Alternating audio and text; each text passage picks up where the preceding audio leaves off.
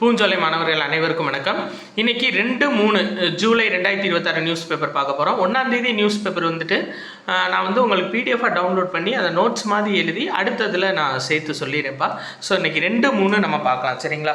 சரி, right, okay. இதில் பாருங்கள், வாட்ஸ்அப்பில் யூசர் நேம் வசதி அது மெட்டா நிறுவனத்துக்கு மத்திய அரசு நோட்டீஸ் கொடுத்துருக்காங்க.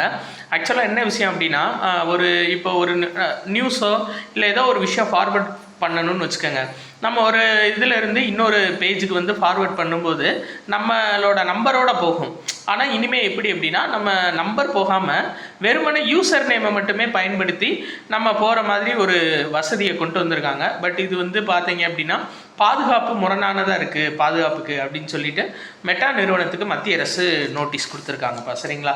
சரி, அது சார்ந்து எதுவும் கேஸ் எதுவும் ஃபைல் ஆச்சு அப்படின்னா அது உத்தரவு சார்ந்து நம்ம படித்து வச்சுருவோம், சரிங்களா? வேறு எதுவும் இல்லைப்பா. நியூஸ் ரொம்ப கம்மி தான். இந்த தேசிய ஊரக வேலைவாய்ப்பு திட்டம் பிபிஜி ராம்ஜி 125 நாளுக்குரியது. ஸோ அது ஸ்டார்ட் பண்ணிட்டாங்க. 60:40 அப்படின்ற வீதத்தில் இப்போதைக்கு அந்த நிதி பங்கீடு இருக்கும். 60% மத்திய அரசும் 40% மாநில அரசும் கொடுக்க போகிறாங்க. ஸோ இதனால் 5000 கோடி புதிய நிதிச்சுமை ஏற்படும் மாநில அரசுகளுக்குன்னு சொல்லியிருக்காங்க, சரிங்களா?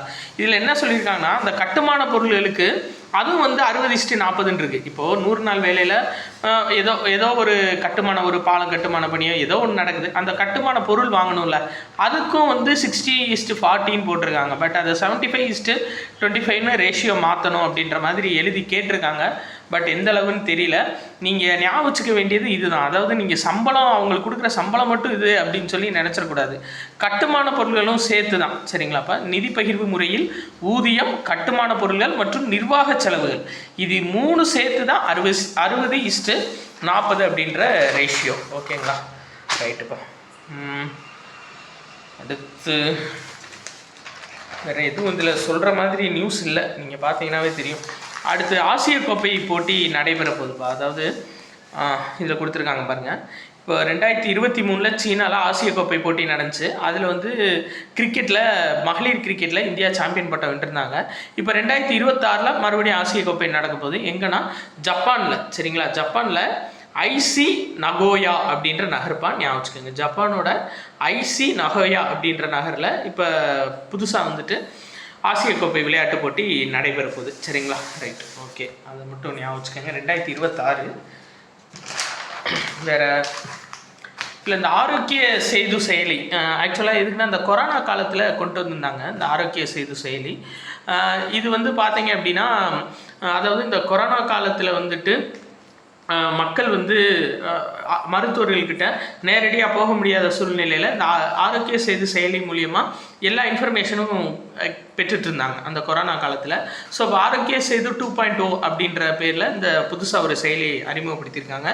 எல்லாமே இன்டகிரேட்டடாக உள்ளே கொண்டு வந்துட்டாங்கப்பா. அதாவது என்னென்ன தேவையோ, இது சார்ந்த மருத்துவம் சார்ந்து என்னென்ன தேவை இருக்கோ அந்த தேவை எல்லாத்தையுமே உள்ளே கொண்டு வந்துட்டாங்க. அதுபடி ஆயுஷ்மான் பாரத் திட்டம் அந்த அதையும் உள்ளே கொண்டு வந்துட்டாங்க, சரிங்களா?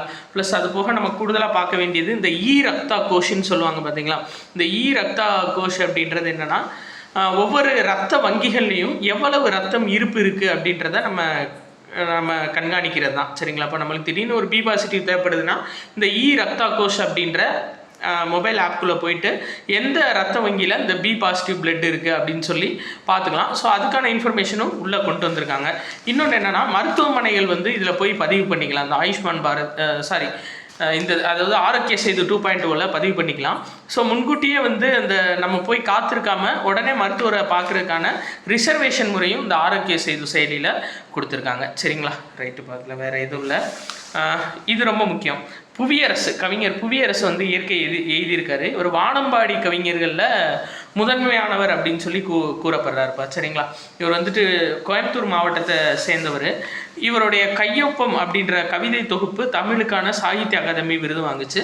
அதுக்கடுத்து புரட்சிக்காரன் அப்படின்ற மொழிபெயர்ப்பு நூலுக்காக சாகித்ய அகாடமி விருது வாங்கியிருக்காரு. ஸோ அது ரொம்ப முக்கியம். ஏன்னா எக்ஸாமில் நம்ம எழுத்தாளர்கள் சார்ந்து எதுவும் கரண்ட் அஃபேர்ஸ் கேட்டாங்கன்னா கண்டிப்பாக கேட்பாங்க, சரிங்களா? அப்போது கையொப்பம்ன்ற கவிதை தொகுப்புக்காக சாகித்ய அகாடமி விருது வாங்கியிருக்காரு. ப்ளஸ் புரட்சிக்காரன் அப்படின்ற மொழிபெயர்ப்பு நூல், ஞாபகம் வச்சுக்கோங்க.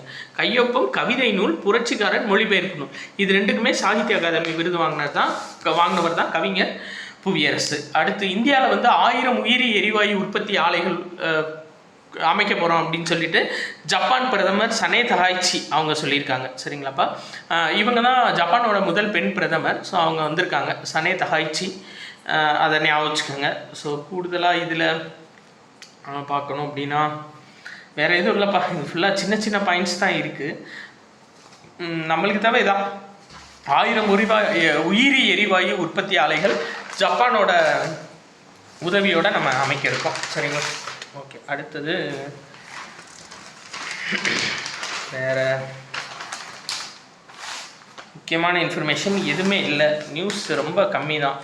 பட்ஜெட் தாக்கல் பண்ண போகிறாங்க, ஸோ அது சார்ந்து நம்ம பார்த்துக்கலாம். இது ரொம்ப முக்கியமான நியூஸ் தான். என்ன அப்படின்னு சொல்லி பார்த்தீங்கன்னா, அதாவது ஐஎன்எஸ் திரிகண்ட் அப்படின்ற கப்பல் ஆக்சுவலாக என்ன நடந்திருக்கு அப்படின்னா, ஆப்பிரிக்கா நாடான ஜிபூட் அப்படின்ற நாட்டிலிருந்து 300 மைல் கடல் தொலைவில் எம்வி கோல்டன் ஆர்சனல் அப்படின்ற ஒரு கப்பல் வந்து வந்திருந்திருக்கு. திடீர்னு இப்போ கடற்கொள்ளையர்கள் வந்துட்டாங்க அப்படின்னா இந்த கப்பல்லேருந்து எச்சரிக்கை செய்தி அனுப்புவாங்க. பக்கத்தில் வந்து எந்த நாட்டோட கப்பல் எதுவாக இருந்தாலும் சரி, பக்கத்தில் எதுவும் பாதுகாப்புக்கான கப்பல் இருந்துச்சு அப்படின்னா அந்த குறிப்பிட்ட பகுதிக்கு விரைஞ்சிடும். அது மாதிரி சர்வதேச கடலில் நின்றுட்டு இருந்த நம்மளோட ஐஎன்எஸ் திரிகண்ட் அப்படின்ற கப்பலுக்கு வந்துட்டு திடீர்னு இந்த கப்பல் அதாவது இந்த கப்பல், அதாவது கோல்டன் ஆர்சனல் அப்படின்ற கப்பல்லேருந்து திடீர்னு ஒரு சமிங்கை கிடச்சிருக்கு.